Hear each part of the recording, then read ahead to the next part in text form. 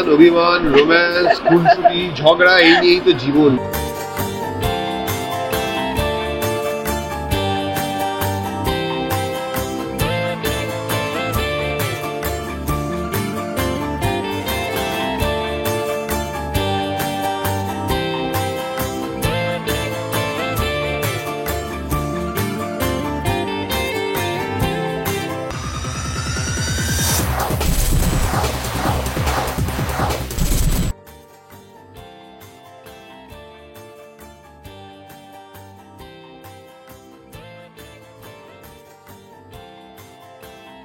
হ্যাঁ, সেটাই, মানে আমি তো সবসময় এটাই বলে এসেছি যে ভালোবাসার তো এমনি কোনো রূপ হয় না, কিন্তু যদি কোনো রূপ থাকতো দর্শকদের সম্মিলিত ভালোবাসার রূপটা হচ্ছে এই পুরস্কারগুলো, আমার সবসময় তাই মনে হয়।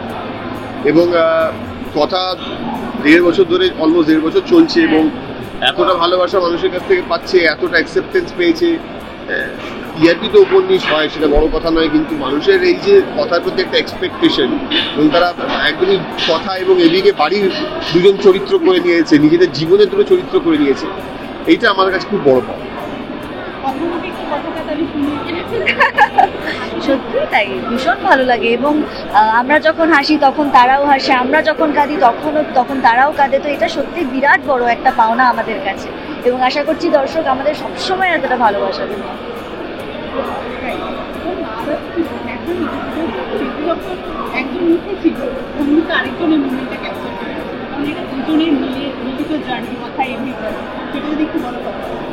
হ্যাঁ, মানে আমার এবি হয়তো কথার পরিপূরক, তো সেই হিসেবে দেখতে গেলে পরে যে কোনো পুরস্কারই শুধুমাত্র আমার একার পুরস্কার নয়, বা শুধুমাত্র ওর একার পুরস্কার নয়, এটা আমাদের দুজনের এবং গোটা কথা টিমের পুরস্কার।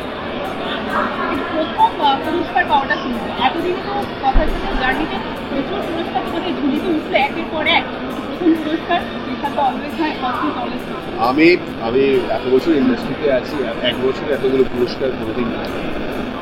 সুতরাং আমার কাছে আমি মানে যেটা বললাম যে সবসময় মানে আমার কাছে একটা সময় ছিল যখন বিভিন্ন অ্যাওয়ার্ড শোতে গিয়ে 4 নম্বর রো 5 নম্বর রো থেকে শুরু করেছি বসতে, বলতো ক্রমশ সেই রোটা এগোতে সামনের দিকে 1 নম্বরে এসছে, এবং 1 নম্বর থেকে এবার স্টেজ আর কি। তো সময় লাগে, পারসিস্টেন্ট থাকতে হয়, কনসিস্টেন্ট থাকতে হয়, এবং হার মানলে চলে না, এটাই আমি সবসময় বিশ্বাস করি। এবং আমার মনে হয় যে কোথাও একটা ওই দিনের পর দিন বিভিন্ন অ্যাওয়ার্ড ফাংশনে গিয়ে হাততালি বাজিয়ে ওদের জন্য মন খারাপ করে বাড়ি ফিরলেও সেই যে পরের দিন আবার কাজে গেছি, তারই হয়তো পুরস্কার আজকে এগুলো পাচ্ছি।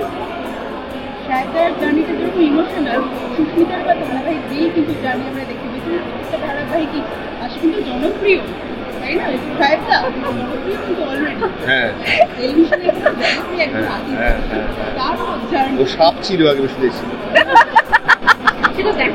সাপ ছিল গাড়ি চালা, সাপ নাকি গাড়ি চালাতো,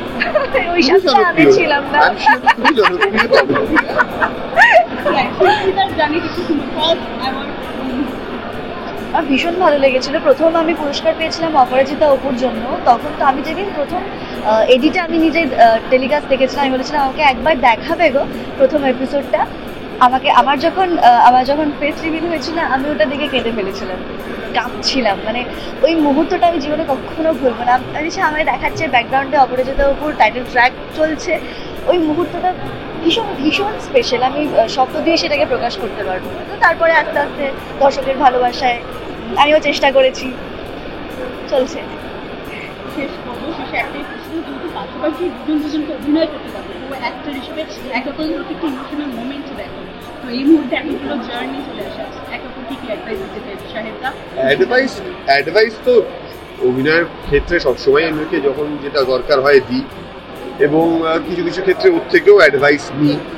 হ্যাঁ, কিন্তু অ্যাডভাইসের থেকেও বড় কথা হচ্ছে আমার একটাই বলা, যে দেখো আজকের ইয়াঙ্গার জেনারেশনদের সঙ্গে আমি কাজ করছি, আমার কোথাও একটা সময় ওই ভয়টা হয় ওদের জন্য যে আসলে আমরা যেরকমভাবে, এটা প্রত্যেক জেনারেশনকে হয়তো বলে, কিন্তু আমরা যেরকমভাবে কাজ করার দরকার হয় সেটা কোথাও একটা আমার আজকের জেনারেশন খুব লাইটলি নেয়। তাদের মধ্যে নেই আমি বলবো না, তারা খুব লাইটলি নেয়, যেটা ডিসিপ্লিন হলেও ইনডিসিপ্লিন লাইফস্টাইলটাও একটা কেতের লাইফস্টাইল।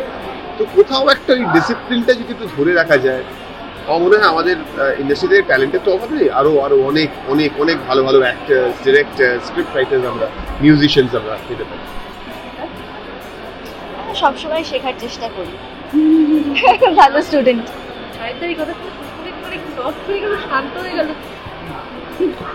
না না, সুস্মিতার আমি বলে দিচ্ছি, সুস্মিতা জেনুইনলি মানে এই জেনারেশনের নতুন জেনারেশনের একজন অ্যাক্টর হলেও ওর মধ্যে প্রচন্ড ডিসিপ্লিন রয়েছে, প্রচন্ড শেখার ইচ্ছে রয়েছে, অদম্য খিদে রয়েছে ভালো কাজ করার।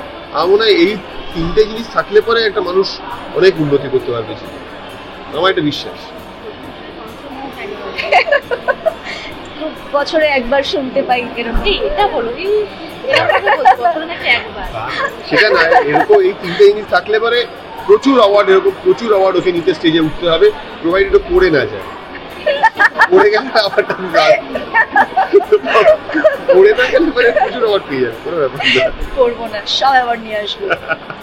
শেষ পর্যন্ত যাদের জন্য এত দিন ধরে পথ চলে এবং আরো পথ চলা বাকি রয়েছে আর কি, তাদের উদ্দেশ্যে কি বলবে? কারণ সবটাই তাদের জন্য।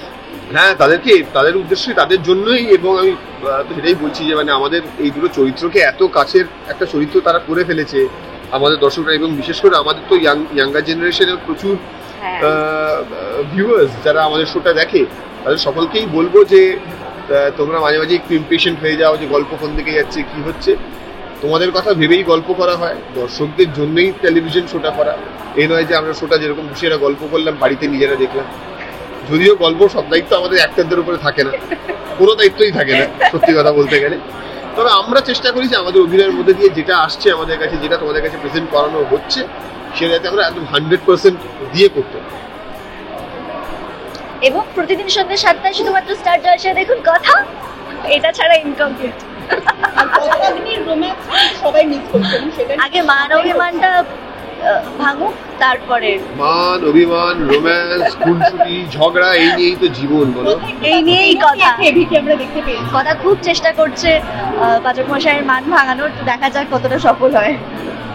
Thank you, thank you. Thank you.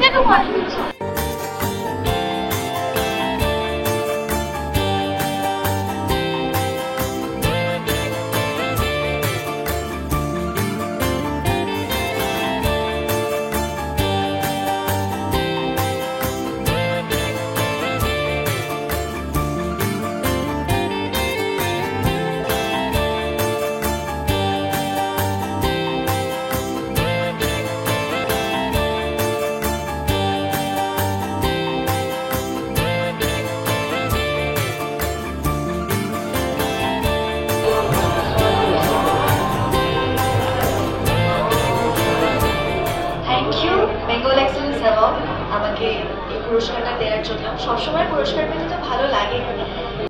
Tollywood focus Kolkata চ্যানেলটি আপনাদের ভালো লেগে থাকলে লাইক করুন, সাবস্ক্রাইব করুন এবং আপনাদের পছন্দের ভিডিওটি অবশ্যই শেয়ার করুন। Tollywood focus Kolkata.